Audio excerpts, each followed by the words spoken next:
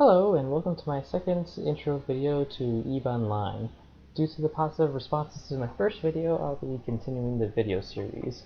However, it was noted that I should have made a shorter video than an hour long, so I'm going to try to keep these videos to about 10 minutes or so and only on one or maybe two topics. So this one is going to be about maneuvering your ship and actually flying it along with very basic mining. So I have here my IBIS that I got for free on my last episode, and we'll be taking this one out for a spin. So to exit the station, you'll go over here onto the undock button. You'll click that, and it'll take a few seconds for you to undock. During those few seconds, you can have a few moments to actually cancel your undock. And now you are in space, leaving the station. Now you're initially flying away faster than your ship can normally fly, but yes. So we can zoom out here, see farther out, so you can see the whole station structure that we just left. And zoom back into our ship. So I'm going to go ahead and stop the ship for a moment, I just don't keep going off too far. So you can see right here, I have the overview. Most of this is left where it normally is, such as the chat and over on the right overview and the center console. But I did add in the directional scan, which we'll actually get to a little bit later. So this main area right here will be your main HUD. It'll tell you most about your ship and all of its current stats. So this white indicators right here, each of these strips represent a different part of your ship's health. The outer stripe right here is how much shield you have, the middle one is how much armor you have left, and then the inner one is how much hull hit points you have. As you can see, I can hover over this and it tells me both the actual hit points left and how many hit points I have max. It also gives you the percentage of those left. In the center here, you have your capacitor, and it shows you I have 130 capacitor gigajoules out of 130. And it gives you the percentage as well, and it gives you a cool little indicator for that. Also, for a quick overlay, you have the option of changing these to either having no overlay, or it shows you the percentage base, or you can also change this to hit points base with a menu right here in options. So you're able to modify those as much as you want. Okay, at the bottom of the hub, it shows you your current speed, and you can either set this by clicking on the plus to max speed, as we can do right now, and it'll accelerate your ship up to maximum velocity. Now if I want to immediately stop the ship, I can push on the negative sign, and it'll slow down the ship to a stop. Now if I want to do somewhere in the middle, like I said, I want to do like 3/4 speed, I can just click on 3/4 and it'll change it specifically. If you hover over this, it'll tell you exactly how much you are. In this case, it's going up 279 meters per second. Now, in EVE, it's not like games like Star Conflict or Elite Dangerous where you can actually like manually fly your ship too much. I mean, you can, there are some commands for that they added in recently, but they're not the primary forms of flying your ship. Mostly you'll be manipulating your ship by either double clicking in the space, so I'll click over here, and I'll navigate to that point over here I just double clicked on. Or if I want to go in this direction, I can double click over here and I'll start turning that way. So up here you'll have various buttons. You'll have ones that are either approach or align to, depending on whether or not it's on grid. I'm going to click on this asteroid field out here, a long ways off, and I can say align to, and it'll start pointing the ship in that direction and accelerating to max speed. There's others also. There's the warp to button, which will also warp it to 0, so basically right on top of the asteroid belt in this case. Or there's other ones where you can actually tell the orbits of various items that you select on, and if you right click on this, you can set the default orbit distance. In this case, it's set to 2100 meters to orbit at. As you see, it's been set up to 1 million meters, or as short as 500 meters. There's also keep at range, so basically as soon as your ship gets to the specified distance, it will stop and hold at that range, so if the object that you're doing this to moves, you will move with it.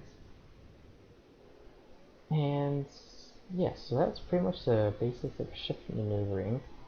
I am going to also demonstrate warping to other places within the solar system, and also demonstrate a little bit of mining. So you can right-click anywhere in empty space, and it gives you a list of warpable objects in the system that you can configure to show on your overview as well, but this gives you access to everything all the time.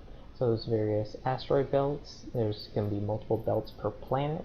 As you can see, the Todaki 6 planet has 16 asteroid belts, while Todaki 7 only has 1, and so on. Or it can also warp to the individual planets and stargates and enemy stations. Now you can also create bookmarks, which I have created here. I have a few personal locations. I have a few ore locations I saved. Yes. So I am going to right click in space, go over asteroid belts, and I'm going to go to asteroid belt 5. And I'm going to go over here, and I can either warp to within 0 meters, or I can do warp to within various preset destinations. I can warp to within 10 kilometers, 20, or all the way up to 100. And I'm going to warp to 0. Warp drive active. Now when you warp, percentage of your capacitor is diminished. How much is determined by how far the warp is, and also your ship stats. There are some modules and rigs that can decrease the amount of capacitor used. As you jump from the warp, you'll accelerate into warp and then decelerate as you load onto the grid.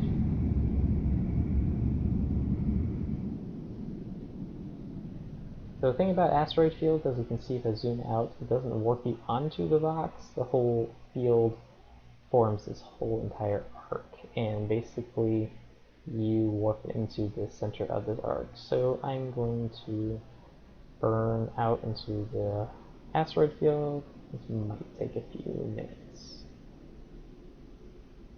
Ideally, you would have a propulsion mod that would increase the speed of your ship. That way, so you don't have to sit here and burn all the way 25 kilometers. So, another part of this overview is actually showing you all of your modules that you have installed in your ship. So as you can see, I'm going to hold this to act as if I'm going to move this icon around.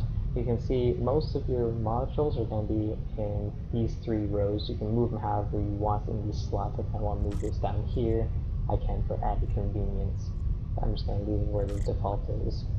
So on your default noob ship, you only have 2 modules. You have a civilian miner, which allows you to mine ore, and you have a civilian weapon. Now depending on your faction, you'll have different weapons. In the case of the Caldari, you start with a civilian Gatling railgun, which is basically a very weak weapon and allows you just for some basic shooting practice. But other than that, it's not too useful. You should get that upgrade pretty quickly. Okay, so now that we've been approaching the asteroid, we are now within about 3,000 meters, so I'm going to click the stop ship button to stop my ship. I'm going to demonstrate the use of the orbit button. So I have set the orbit at 2,100 meters, so I'm going to click that since I already have the asteroid as the item of choice.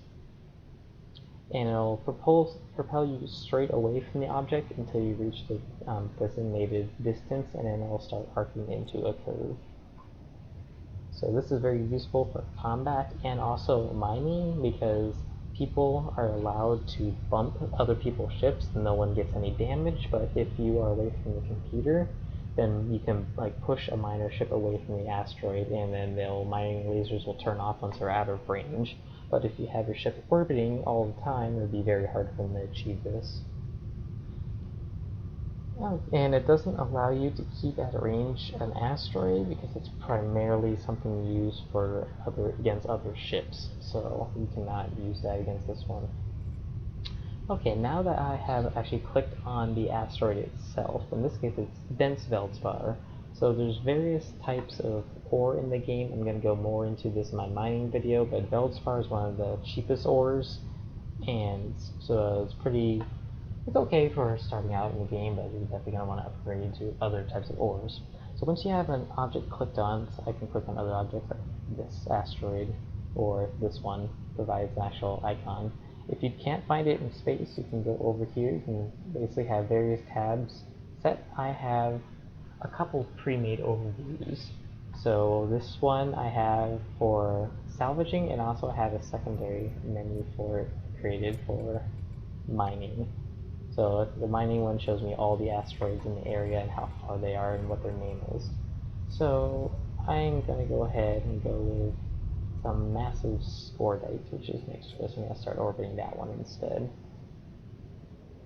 And I'm going to go back to general so I can see other players around the system. So once you have your items selected, you can go up here and push this lock targets. You use this to lock basically any object in the game that is lockable, including other player ships when you engage. So, and it'll take a few seconds to actually lock in the target. It depends on how accurate your ship's sensors are, and also how large the other object is for the time it takes to lock onto it. Once you have it locked, you'll have an icon up here now. You can also move this around if you want, and rearrange the order if you have multiple targets locked.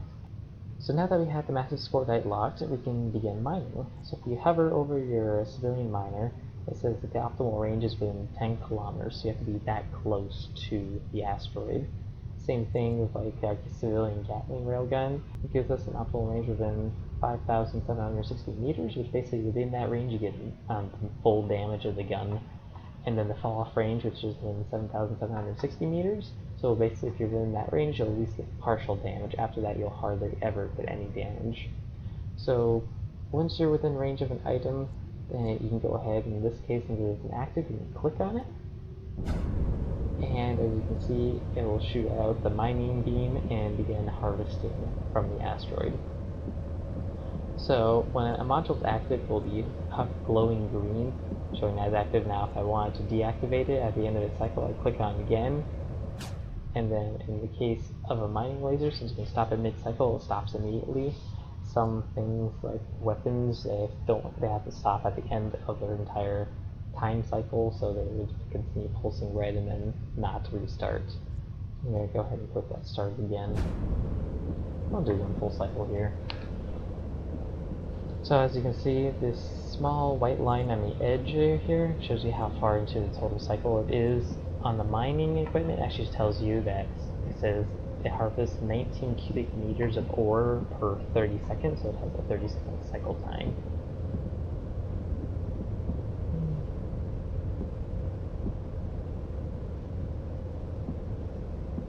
Okay, I'm going to shut that off.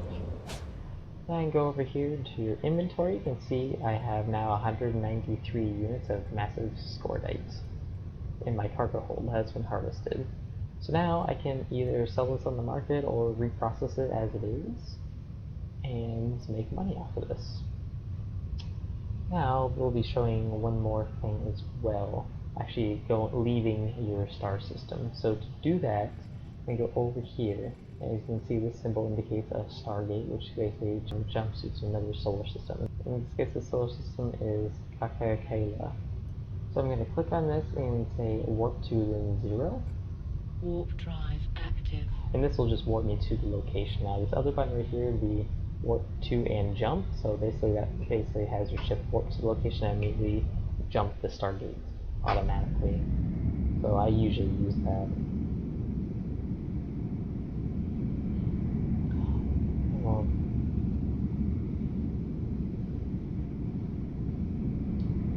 Okay, so now we're arriving on the grid of the stargates, and this is one of the stargate structures. They vary differently in terms of graphics. This is a pretty standard Caldari stargate.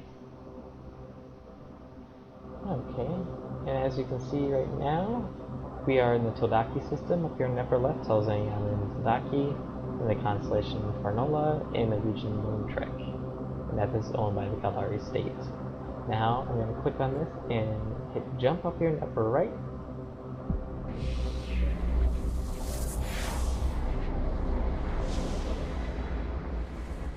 And we're no longer in Todaki, we are now in Kakakela. Now if I wanted to go back, then I simply would reapproach the gate. And then jump back, and I'd be back in my system. So that wraps up this tutorial, and I should be making a new next tutorial focused on mining, as is the main activity you do at the start of a new player's life in EvE, although I don't really take a personal career choice, although it is necessary in your first couple hours. So, thank you all.